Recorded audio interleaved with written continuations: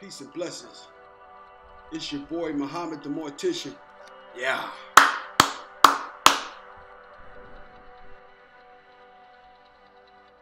#1 mortician in the nation. Man, straight out of New Jersey. Every day I wake up and I'm reminded how good God has been to me. I'm thanking God today that He allowed me to get on an amazing platform. And on this platform that God has given me, man, how can a mortician change and save lives across the nation?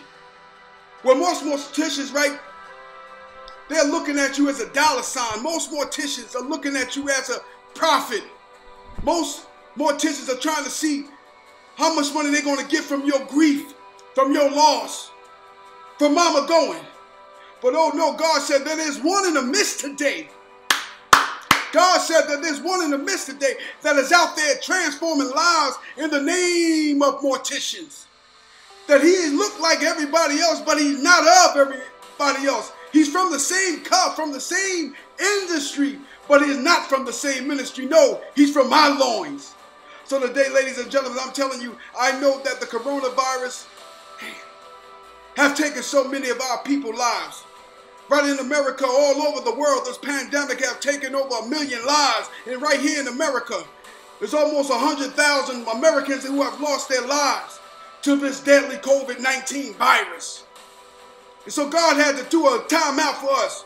And you know, like sometimes when your children are acting wrong, when your children are not acting right, you put your children in a timeout. You said, baby, you got to go into the timeout room. You got to get quiet because you've been acting kind of crazy. So what I got to do, I got to get you right where I need you at. Yes.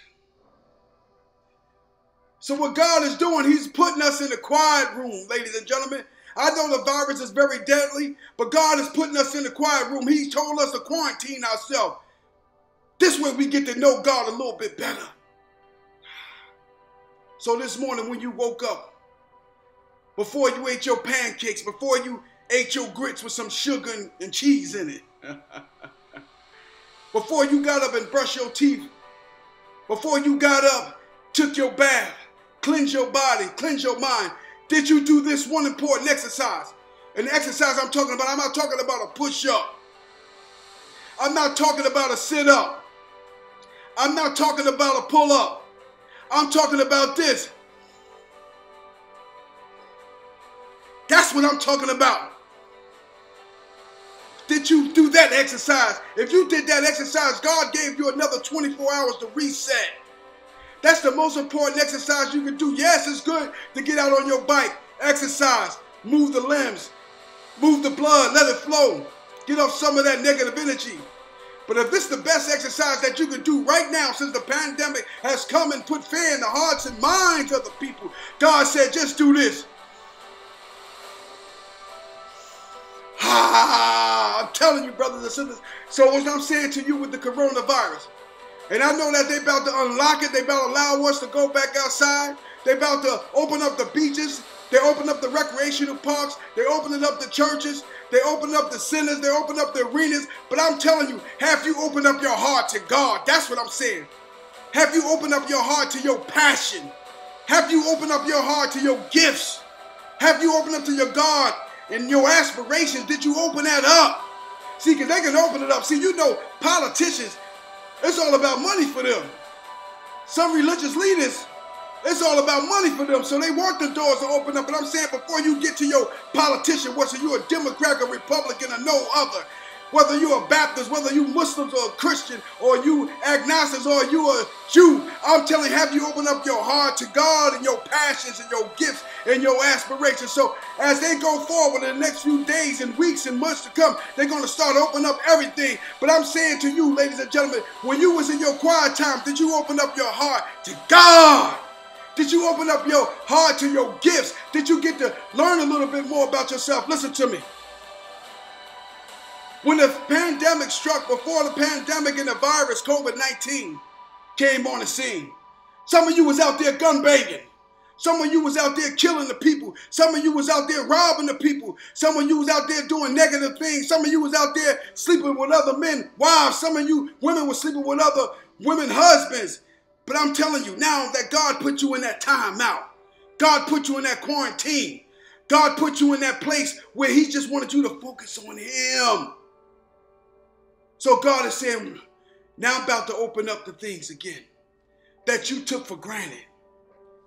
I'm about to open up the sport arenas to watch your favorite team or favorite player, people that you took for granted. I'm about to open up the beaches for oceans and shores that you took for granted.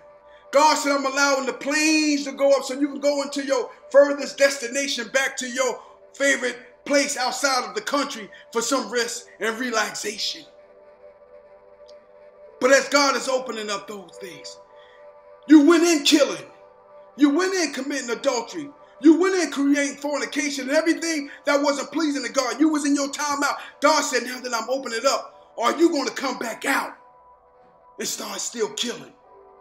See, because if you went in going into the pandemic and came out still doing the same thing, listen to me, you ain't opened up your heart. You didn't spend your time wisely. If you went into the pandemic unemployed and you come out of the pandemic still unemployed, man, you didn't use your time wisely. So I'm saying to you, ladies and gentlemen, this is our season. May all those who died during the COVID-19, which I have buried so many of them, I have embalmed so many of them, I have seen so many people and so many families not have tearful goodbyes. It's time for us to reflect back on God, family. It's time for us to get into our passion, family. So as everything in the world opens up, God is saying, man, open up your heart to him. Open up the gifts that he's given you.